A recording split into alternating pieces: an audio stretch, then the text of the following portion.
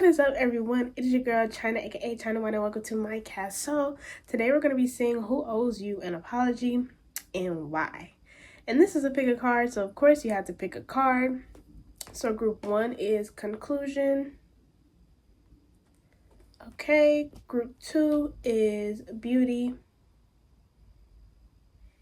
And group 3 is belonging. Okay, so once you pick your card, you're going to go down into the description and pick your group. It's going to be group 1, 2, or 3. And then they'll also be in the info cards up here. And while you're in the description, go ahead and like, comment, and subscribe so you can start to see my face every single day. But maybe that's a bit much. And with that being said, it's time to get read. What is up, my group 1s? If you all chose conclusion, then congratulations, you have found your group. Okay, and we're just gonna get right into who owes you an apology and why. So this person offered seems to be somebody that you were romantically involved with. Okay, just a gut feeling we getting here. And so we have the Queen of Pentacles in reverse here, and we have her clarified by death. Okay, so this person owes you an apology because they weren't able to rise to any of the expectations and potential they had put on themselves, and they sold that dream to you, basically. So this is somebody who has really high ambitions, really high hopes for themselves, really high dreams, and they want to be a certain way, but because they weren't quite able to be that way or rise up to those expectations that they set on themselves, and you, as a result, you had to become that person. You had to rise to all of these obstacles and expectations that, weren't yours, but they were because you were with this person. Okay, so if you're somebody who's normally already very financially controlled, you're somebody who is great at financing, you're great with bills and paying, and taxes and all those kinds of things, you're just good at that stuff, you're stable like that. This person made you kind of have to be more free, and not necessarily a good type of free, but where they kind of drain your finances so much, or they made very irresponsible decisions that force you to kind of have to just go with the flow, or kind of have to bounce from one thing to the next, or have to do things to get money quickly, and just so you can, pay your bills and things of that nature, because you decided to believe them when they were like, oh, hey, I can take care of this stuff, or it's like whatever they told you, you believed them because love. And so you ended up kind of getting knocked off of your center. But if you're somebody who's normally not very financially responsible, this person turned you into that. So if they were like, oh, I'm gonna pay your bills and don't worry, I'll take care of everything, you don't have to worry, and then next thing you know, it's an eviction notice on your door. You're like, I thought you was paying bills, I thought you was paying rent. And so all of a sudden you have to become this more dominant person. You have to wear the pants and you have to do all the budgeting and things of that nature, when that's something that not only did you never want to do that, but it's like you specifically didn't want to do it, especially if another person was like they were going to, obviously if you say you're going to do something, then do it. And then we have the Page of Materials here, clarified by the Page of Inspiration. Ooh. So you all could have put this person through school or some type of studies, but regardless, and the thing I'm getting about it, on why they also owe you an apology, because you might have also been going through some type of schooling or some type of learning or some type of apprentice position. So it's like, not only are you paying your way, but you're paying this other person's way that could very well do it. But because they're like, hey, you do this for me and, this will work.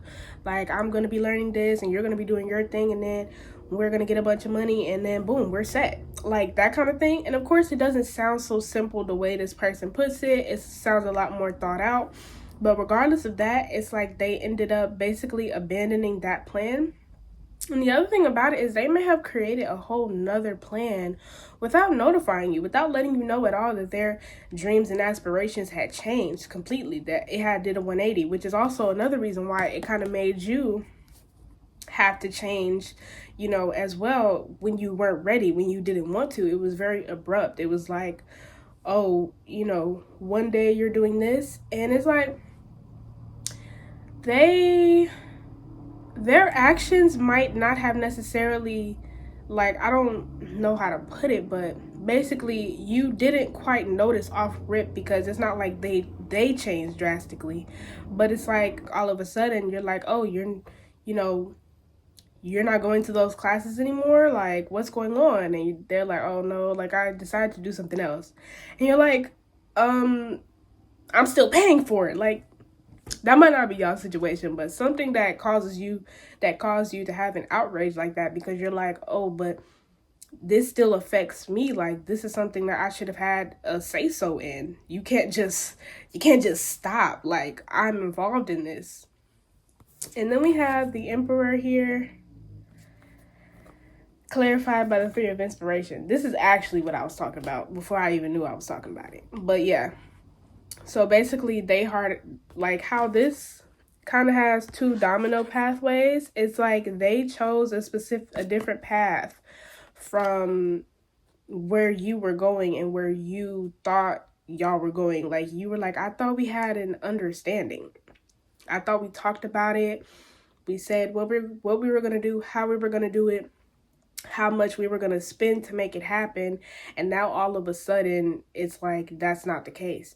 And this is even for you all that, like I said, aren't necessarily money type of people that can talk shop about that kind of stuff, or that aren't really that great at budgeting. Even you all were like, hey, this kind of is not making sense money wise.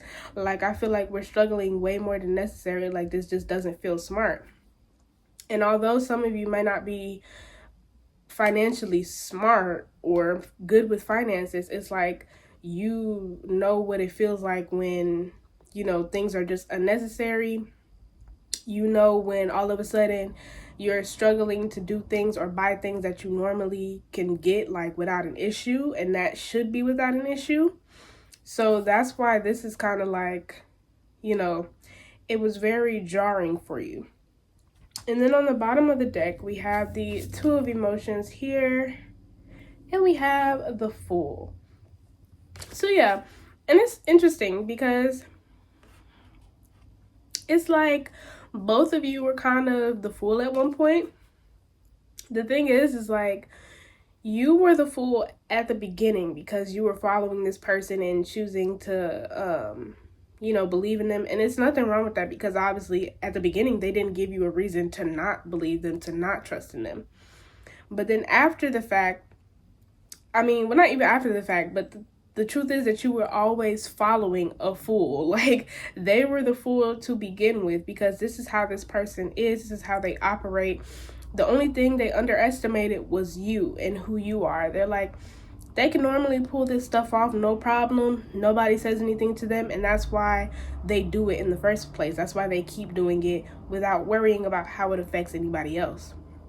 But you're not somebody they could just pull this off on easily. You're not somebody that they could take advantage of easily. And it's like, they're not malicious, but it is a certain kind of like testing audacity. Like, you know, they'll do as much as somebody will allow, which is most people. But they're not doing it specifically to target you.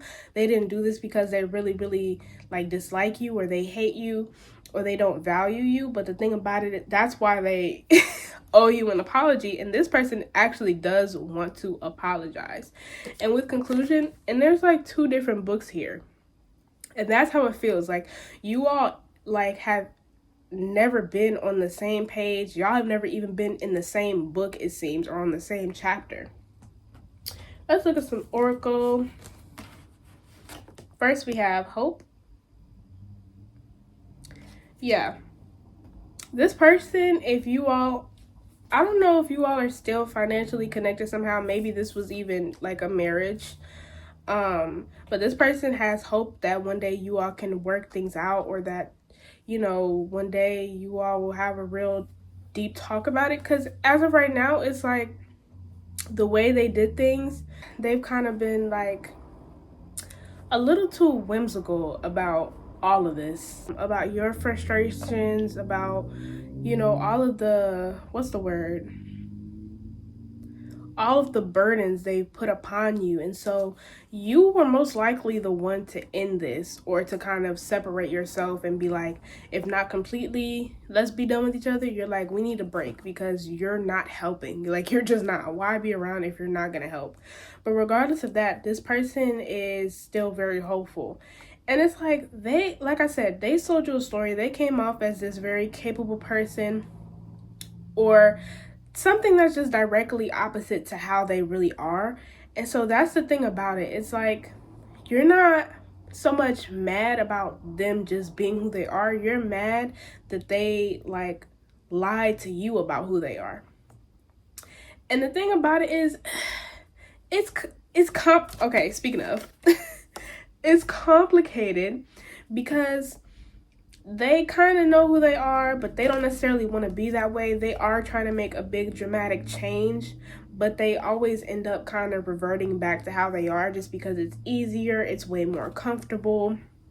And so that's the whole thing why it's very complicated for the both of you, because like I said, you're not really mad at certain aspects. You're just mad that it's like, okay, it doesn't matter. Like, when things get tough, you help. Like, I'm sitting here helping you. I'm uncomfortable with the changes I've had to make to help you, to help myself, but I did it. And so that's the biggest reason why you're mad, and that's the thing that they would want to apologize about the most.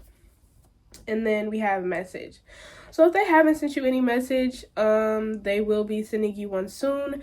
They will either send you a message with like something short just to test the waters to see if you're even open and will be receptive to speaking with them, or they will flat out apologize and send a long lengthy message to you because they find it hard to talk to you in person. Like, they find it hard to really say all they want to say because they're scared of like if you're going to misinterpret something, or if they're not going to be able to get it out, if you're going to interrupt them, or whatever the case might be.